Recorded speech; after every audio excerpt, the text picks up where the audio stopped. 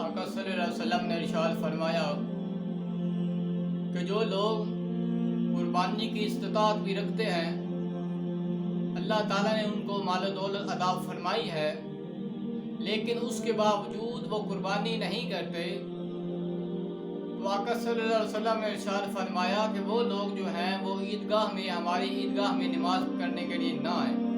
جو لوگ جو ہے وہ جان بوجھ کے قربانی نہیں ادا کرتے، وہ ہماری عیدگاہ میں عید کے لیے نہ آئیں۔ تو صحابہ کرام نے عرض کی کہ یا رسول اللہ صلی اللہ علیہ وسلم، جو لوگ قربانی کرتے ہیں ان کے لیے کیا حکم ہے؟ تو آقا صلی اللہ علیہ وسلم نے ارشاد فرمایا کہ جو لوگ قربانی کرتے ہیں، وہ قربانی جب کرتے ہیں تو ان کے جانور کا جو خون ہے وہ زمین سے گرنے سے پہلے اللہ تعالیٰ ان کے تمام گناہوں کو معاف فرما دیتا ہے۔ تو قربانی کو خوبصورت طریقے سے ادا کریں، اللہ تعالیٰ کی رضا کے لیے قربانی کو جو ہے وہ اللہ کی بارگاہ میں دیں۔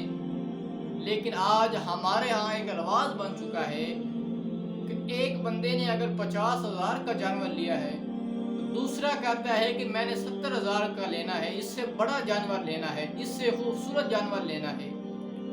تو اللہ تعالیٰ جو ہے وہ جانوروں کو نہیں دیکھتا، بلکہ اللہ تعالیٰ جو ہے وہ انسان کے دل کو دیکھتا ہے، اس کی نیت کو دیکھتا ہے، وہ اس کی قربانی جو ہے اللہ تعالیٰ کی بارگاہ اندر قبول ہے۔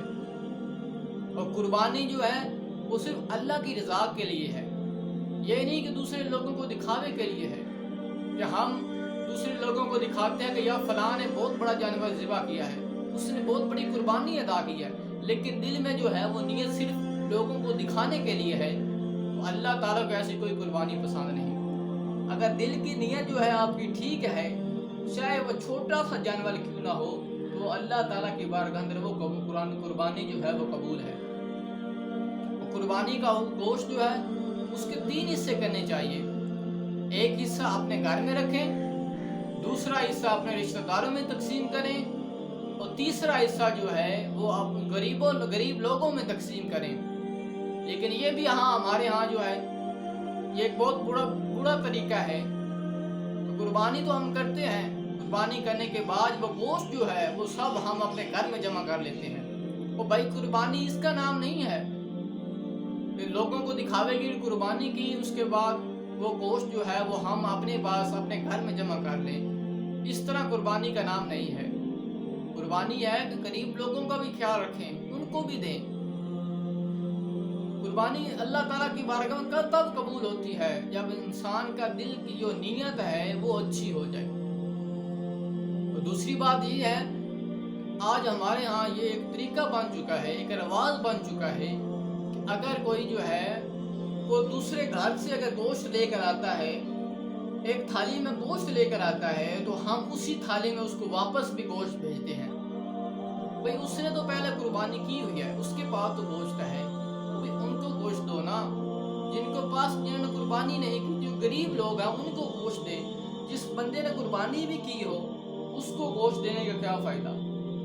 جب انسان جو ہے وہ غریب کو گوشت دے گا تو وہ اللہ تعالیٰ جو ہے اس کی قربانی جو ہے اپنی بارگاہ میں قبول کرے گا۔ حضرت مولا علی رضی اللہ تعالیٰ عنہ آپ روایت کرتے ہیں کہ جب بندہ جو ہے وہ نیت صرف اللہ کی رضا کے لیے کر کے جانور لینے کے لیے جاتا ہے، تو جب وہ گھر سے نکلتا ہے اس کے ہر قدم کے بدلے اس کو 10 نیکیاں کا ثواب ملتا ہے، اس کے 10 گناہ جو ہے وہ معاف ہو جاتے ہیں، اس کے 10 جو ہے گناہ جو ہے وہ معاف ہو جاتے ہیں، اور 10 درجے جو ہے وہ بلند کیے جاتے ہیں۔ اور جب آپ فرماتے ہیں کہ جب وہ بندہ کسی اس جانور کو خریدنے کے لیے اس بندے سے گفتگو کرتا ہے تو وہ اللہ تعالیٰ کی بارگاہ میں اس کے لیے وہ تسبیح و تحلیل کی جو ہے وہ شکل بن کے وہ اس کے اعمال نامہ میں لکھ دی جاتی ہے۔ تو قربانی جو ہے وہ صرف اور صرف اللہ کی رضا کی خاطر کریں۔